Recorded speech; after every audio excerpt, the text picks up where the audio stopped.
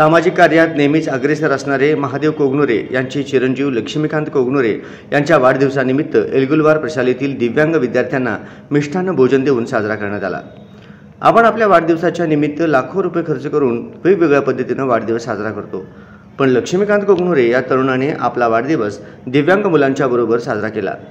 लक्ष्मीकांत कोगनुरे यांनी समाजाला व आजच्या तरुण पिढीला आपण समाजाचे काहीतरी देणे लागतो याची प्रचितीच करून दिली।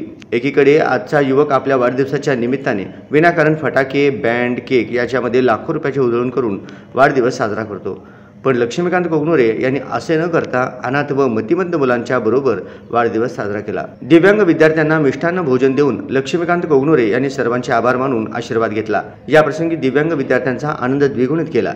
बऱ्याचदा दिव्यांग विद्यार्थ्यांकडे दुर्लक्ष केलं जातं, परंतु तेही मुलेच आहेत, त्यांच्या मनाला आनंद मिळावा यासाठी लक्ष्मीकांत कोगनुरे यांनी जपलेल्या जाणीवेचे सर्व स्तरातून कौतुक होत आहे।